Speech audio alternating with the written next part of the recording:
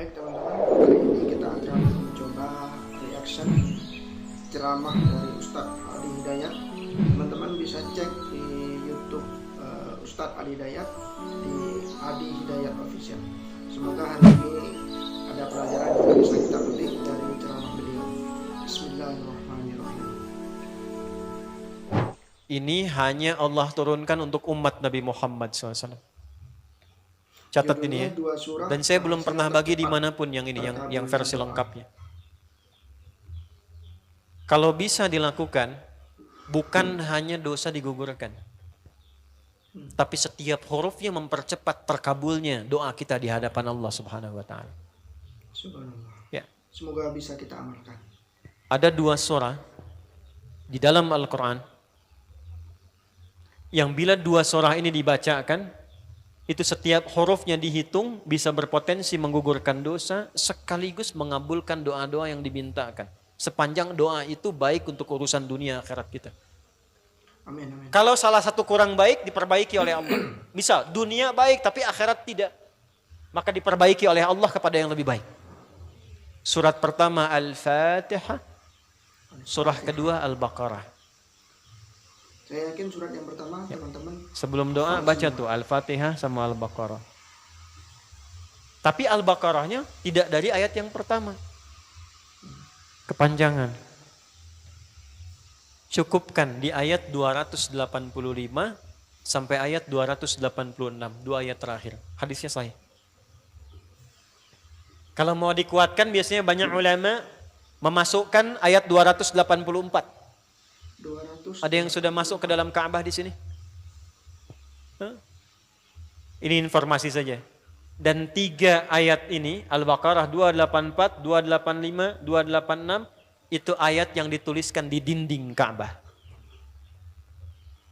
Itu yang saat berhala dikeluarkan, gambar-gambar dihapus, itu ya, syair-syair diganti dengan ayat Quran sehingga jadi kain kiswah Ka'bah di luar. Itu ada sejarahnya.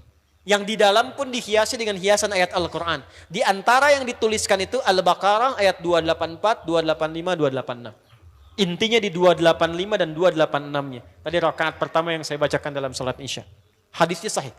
Itu spesial malaikat Jibril turun kepada Nabi Muhammad SAW mengabarkan kabar gembira siapa yang membiasakan membaca Al-Fatihah. Ya, kemudian 2 ayat terakhir di Al-Baqarah dari amanar rasulu sampai fangsurna 'alal qaumil kafirin, tidaklah dia membacakan itu kecuali setiap hurufnya dijaminkan mengabulkan doa-doa yang dia mohonkan sepanjang benar doanya dan tidak diselimuti maksiat. Amin, amin. Ini maaf ya. Amin, ya. Ini saya minta maaf dulu nih. Kalaupun Anda benar doanya khusyuk sampai nangis, tapi ada selimut maksiat dalam permohonan doa itu pengabulannya mental lagi. Hadisnya sahih. Thumma dzakara rajula yutilu as-safara ash'atha aghdara yamuddu yadayhi ila as-sama' fayaqulu ya rabb faqala Rasulullah sallallahu alaihi wasallam anna yustajabu lidzalik famat'amuhu haram mashrabuhu haram malbasuhu haram wa ghudhiya biharamin fa anna yustajabu lidzalik. Rawahu Muslim. Nabi mengisahkan seorang lelaki menempuh perjalanan jauh. Awas, menempuh perjalanan panjang untuk ketaatan itu mempercepat doa dikabulkan 2 kali lipat dibanding orang biasa. Makanya kalau ada orang mau ke Mekah umrah, mau haji, titip doa.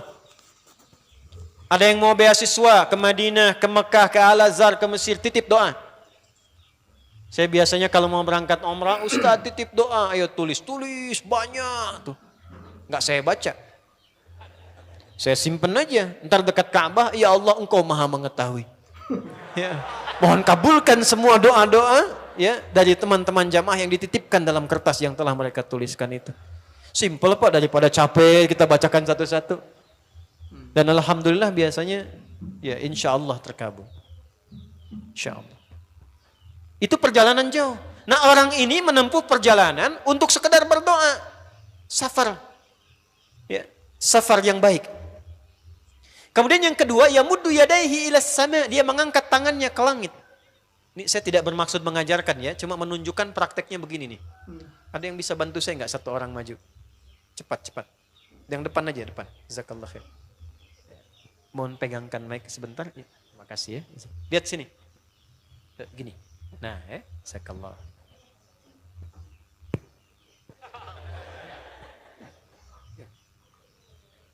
Nah, ini ya. Ini tangan. Lihat telapak dua ya.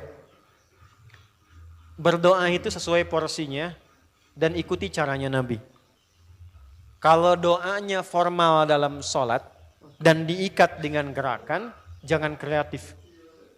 Ikuti seperti Nabi yang contohkan. Misal dalam sholat, shollu kama ra'aitumuni usolli. Sholatlah seperti kalian melihat aku sholat. Nanti ada 3 posisi atau sampai 4 posisi dalam sholat yang mempercepat terkabulnya doa. Posisi puncaknya sujud. Hadisnya sahih, inna ma aqrabal abdi min rabbih wa huwa sajidun fa aktsirud doa. Keadaan terdekat antara hamba dengan Rabbnya adalah saat sujud, maka perbanyak doa saat sujud. Tangannya posisi sujud begini, menempel. Jadi nggak usah begini. Oke, begini. Nah, ini di luar sholat.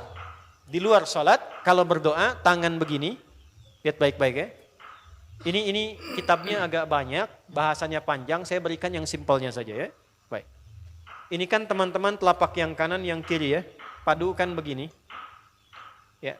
Lalu setiap Anda kan pasti punya garis yang kanan dengan garis yang kiri. Ada kan?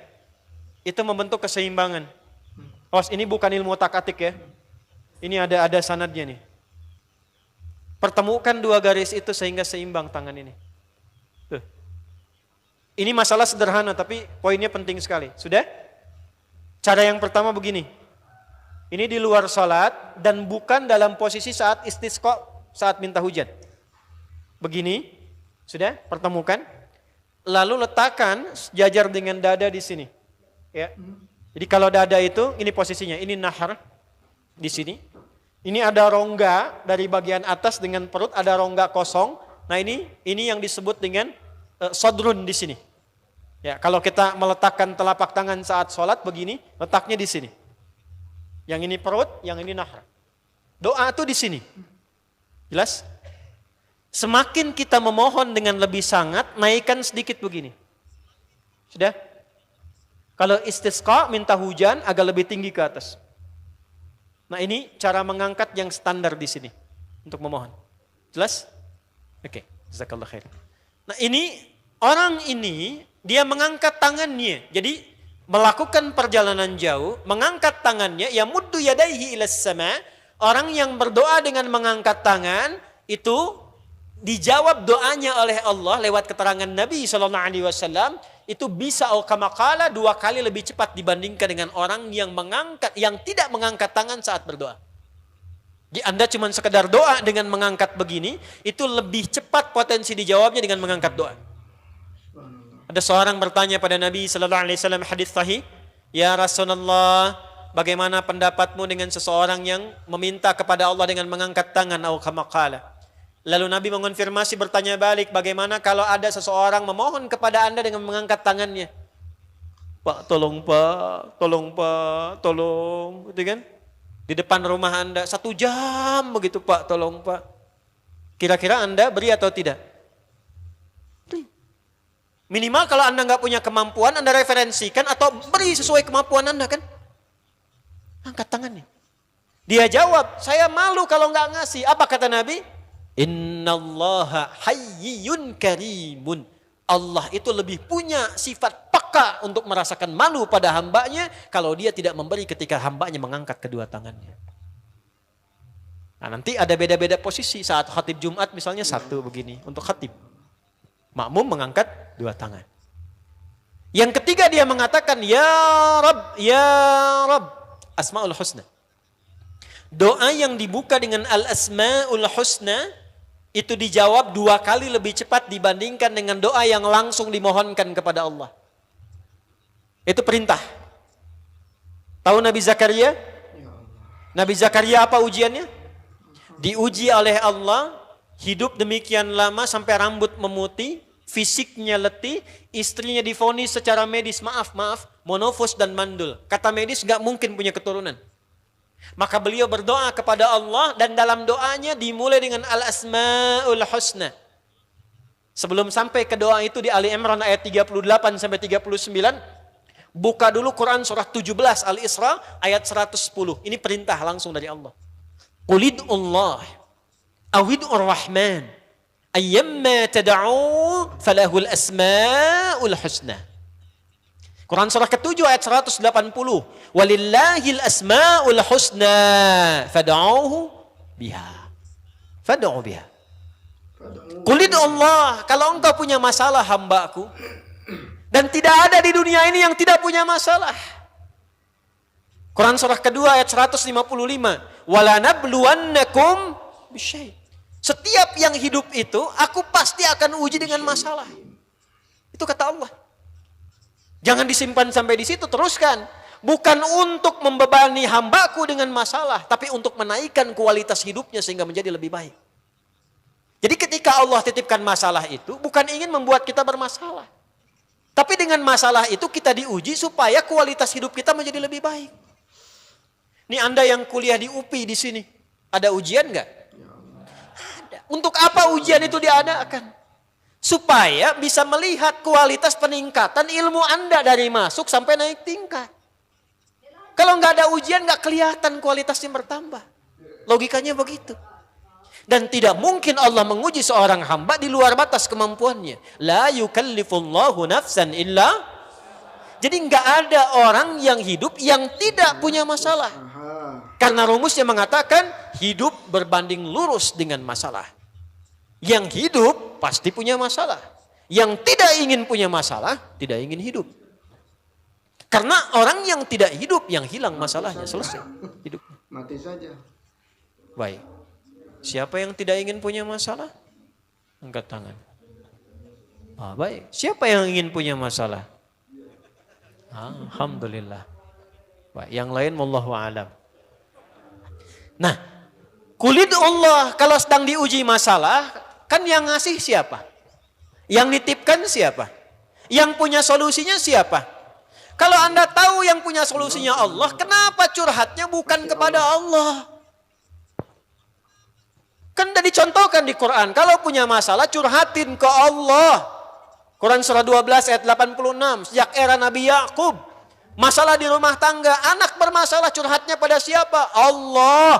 Innama ashku bathi wa huzni ilallah. Aku tuh kalau punya masalah sesedih apapun. Curhatnya Allah.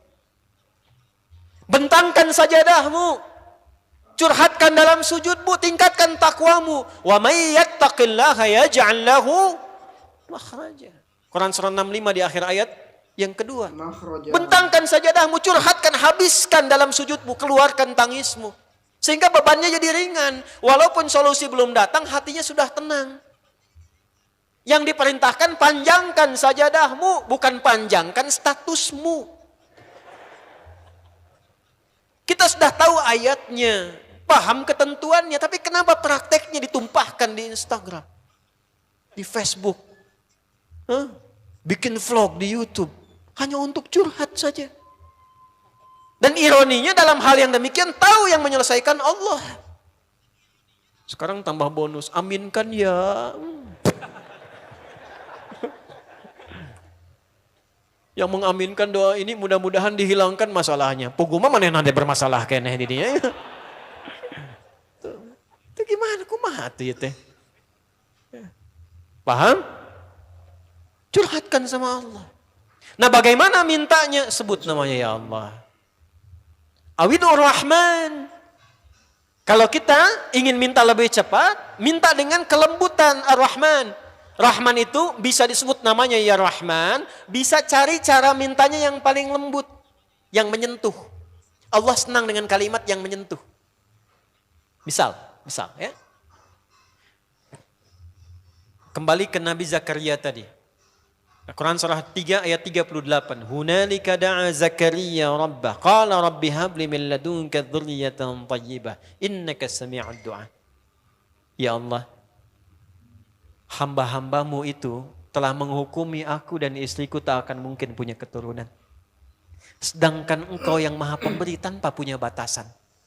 Mereka mengatakan istriku punya keterbatasan. Maka aku memohon kepadamu yang pemberianmu tak ada batasan. Mohon ya Allah, anugerahkan keturunan dari sisimu saja ketika mereka mengatakan tidak mungkin itu punya. Sungguh engkau yang maha mendengar doaku ya Allah. Perhatikan, kalau kepada yang maha mendengar saja tidak terkabulkan, mohon tunjukkan kepadaku saat ini dengan cara apa lagi dan kepada siapa lagi aku mesti memohon. Itu dalam banget. Ya Allah, engkau perintahkan aku berikhtiar mencari kerja, aku lakukan.